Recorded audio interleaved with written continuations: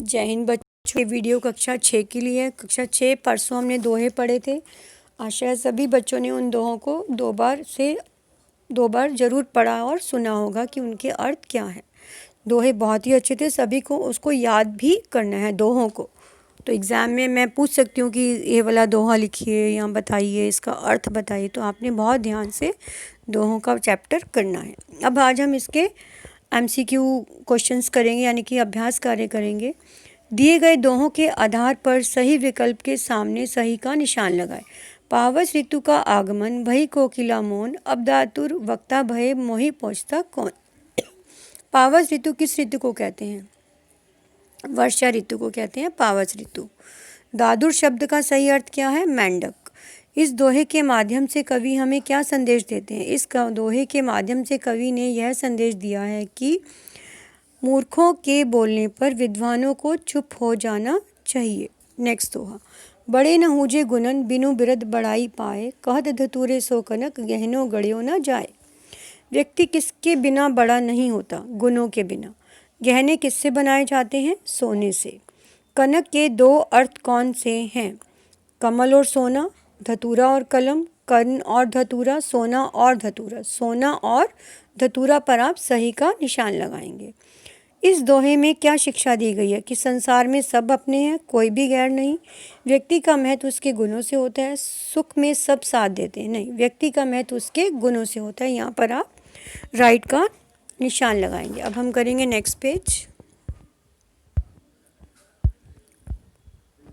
Next page में है सही मिलान। साधु ऐसा चाहिए जैसा सूप सुभाए, सार सार को गही रहे, थोता दे उड़ाए।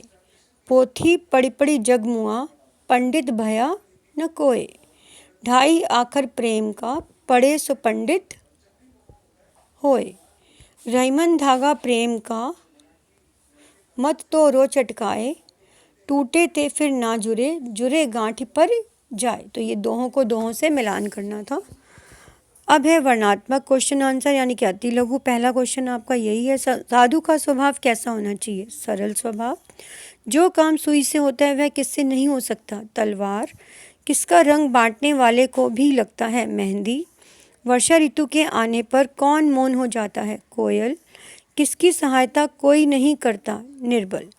अब है लघु प्रश्न उत्तर। सूप का क्या काम है? सूप अनाज में से पत्थर, कंकड़ और मिट्टी को अलग करने का काम करता है। तो उसी प्रकार अगर कोई साधु होता है तो वो हमारे, अगर कोई नेगेटिविटी होती है उसे दूर करने का काम हमारे जीवन से करता है। तो साधु कैसा होना चाहिए? सूप के समान, जो हमारे अंदर की नकारात्मक ऊर्जा को बाहर करके सकारात्मक ऊर्जा उसमें परिवर्तित करे। ख, परोपकार का क्या महत्व है? परोपकार करने से हमारे जीवन के सभी काम स्वतः ही सरल हो जाते हैं। कवि ने छोटी चीज़ का महत्व किस प्रकार स्पष्ट किया है? कवि ने सुई और तलवार के माध्यम से छोटी चीज़ का महत्व स्पष्ट किया है। जैसे यदि कपड़ा फट जाता है तो हम सुई धागे से सिल सकते हैं, ना कि तलवार से। काठ की हांडी दूसरी बार नहीं चढ़ सकती। इससे कवि का क्या आशय? कि हाल, छल, कपट, झूठ एक बार तो अनदेखा किया जा सकता है, लेकिन दूसरी बार नहीं।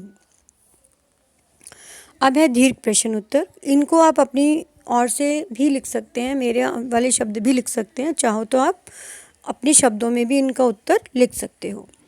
कवि ने प्रेम के महत्व को किस प्रकार स्पष्ट किया है? कवि ने प्रेम के महत्व को स्पष्ट करने के लिए यह कहा है कि कोई भी व्यक्ति पुस्तकों के ज्ञान से नहीं बल्कि अपने नम्र व सरल स्वभाव से सबका प्रिय बन जाता है। अब है नेक्स्ट क्वेश्चन।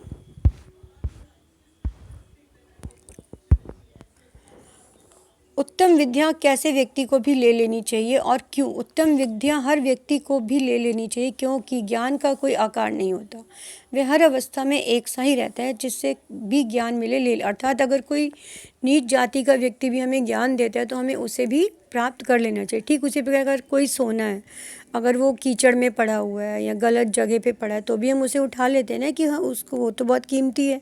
तो ठीक उसी प्रकार ज्ञान भी स्वर्ण के समान है, वो कीमती ही होता है। जिससे भी मिले हमें उसे प्राप्त कर लेना चाहिए। तो ये थे हमारे प्रश्न उत्तर और एक्सरसाइज। आप इसे अपनी अपनी बुक्स में कर लीजिएगा, और जिन्हें आंसर्स को जो बच्चा अपने आप भी लिखना चाहते हैं वो अपने शब्दों में भी इन्हें लिख सकता है। तो नेक्स्ट वीडियो तक good day, have a nice day.